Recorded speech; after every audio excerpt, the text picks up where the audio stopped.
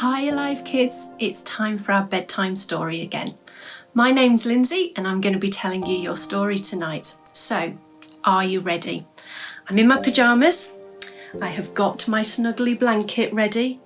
Although, it's been such a hot day today, I'm not sure I want this at the moment. Have you enjoyed the weather? What have you done? Have you been in a paddling pool? Have you had an ice cream? Or did you come in the shade a bit because it does get a bit hot, didn't it? Whatever you've done, I hope you've enjoyed it. So today I want to tell you a little story about a boy called John, and it's from my book here. Now, John was having his birthday, and when he woke up in the morning, he was so excited because he was hoping for one special present. I wonder if you can guess what that was. What have you been doing a lot of maybe? Have you been going out on your bike? Well, he'd grown a little bit too tall for his last bike, so he was hoping for a bike so he could go and ride all round his garden, go out for rides with his mum and his dad and his brother and his sister. So he got up. He saw his parents waiting for him at the bottom of the stairs, and there it was. His brand new shiny bike. It was blue, it had amazing big wheels, and he got on it and it was the perfect size. Now his mum and dad had to work that day, and so he couldn't go out and about to the park to ride on it. But his dad said, you can go out in the garden, you can ride round in the garden, practice, get used to it. But you are not allowed to go down the drive to the car. Okay, so don't go anywhere near the car, but you can stay in the garden. So John thought, great. So he hurried down some breakfast quickly so he could get out on his bike. And he spent the most amazing morning riding round, getting used to it, getting off it, looking at it. He absolutely loved it. Then his mum called him in for lunch. He didn't really want to go in, but he had his lunch. And then that afternoon, he went back out on his bike. He had an amazing time again. And then he heard a voice, John, John. And at the end of his driveway, there was his friend. So he thought, oh, I need to go and see him. I've not spoken to him for ages. And his friend was like, John, bring me your bike. Let's have a look at it. So John got on his bike. And he did what his dad had asked him not to do. And he drove all the way down to the end of the drive. And he thought, well, this is okay. That's okay. I'll show my friend my bike and then I'll come back up. So he was showing his friend his bike, and his friend loved his bike. And then his friend went. And John turned round to bring the bike back to the garden. And as he turned round, he slipped. Oh no, he dropped the bike.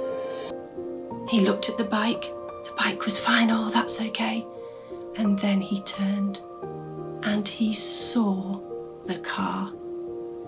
There was a really long scratch all the way down the side of the car.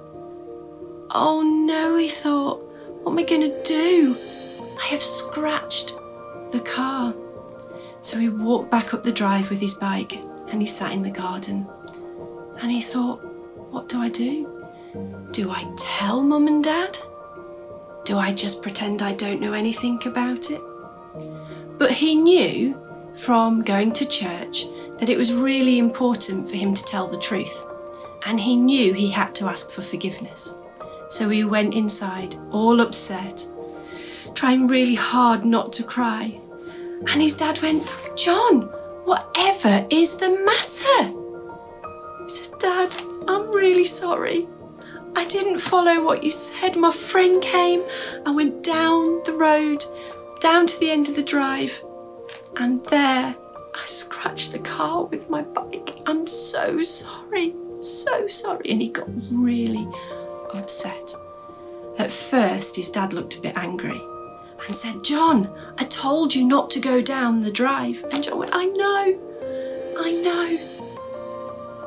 But his dad said, well, I really thank you for telling me the truth. and you are my son and I love you and I will forgive you and we will get it sorted. But in future you must follow my instructions. And you know, in the Bible, it talks about how God forgives us. Do you know, sometimes we do things that upsets God.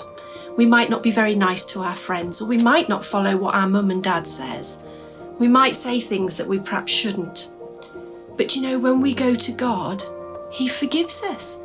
He loves you so much, he will forgive you. Isn't that amazing? Don't we have an amazing God? So if there's anything right now that you think, oh, I need to tell God that and I need to say sorry, I think we should do that now. Shall we pray together?